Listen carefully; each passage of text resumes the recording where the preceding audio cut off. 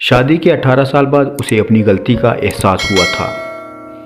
اس نے ماں باپ کی مرضی کے خلاف شادی کی تھی، یعنی بھاگ کر۔ اس کے شوہر نے اسے کبھی احساس ہونے بھی نہ دیا۔ اس نے جو وعدہ اس کے ساتھ کیا تھا وہ پورا بھی کیا۔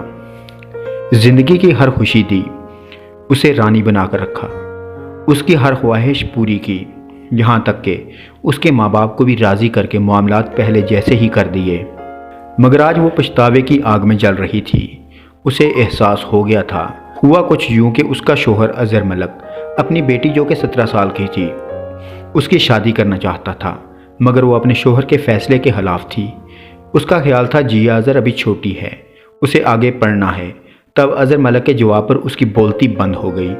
جب ہماری دوستی ہوئی تھی تب تمہاری عمر بھی 17 سال تھی، اور میں نہیں چاہتا میری بیٹی نامحرم رشتے میں بند کر مجھے چھوڑ جائے۔ ان الفاظ نے اسے عرش سے فرش پر لا پٹکا تھا۔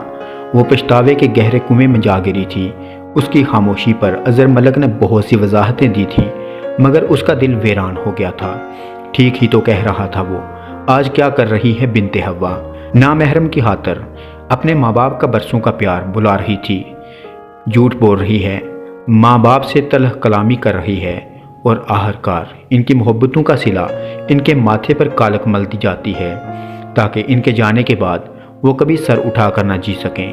کسی والدین کو بھی بیٹی بری نہیں لگتی، مگر آئے دن بنت حوا کے بارے میں ایسی خبریں سن کر وہ بیٹی سے ڈرنے لگتے ہیں، اس کے مقدر سے ڈرنے لگتے ہیں۔ اے بنت حوا، اپنے کردار کو مضبوط بنا۔ کسی کے چند پیار بھرے وعدوں کی خاطر ماں باپ کی برسوں کی محبت کو مت بھلا۔ یہ وعدے صرف تمہیں پھنسانے کے جال ہیں۔ ماں باپ اگر تم پر بھروسہ کر کے تمہیں ڈیل دیتے ہیں تو ان کے بھروسے کو ٹھیس مت پہنچا کہ کل کو تمہیں بھی تو ماں بننا ہے۔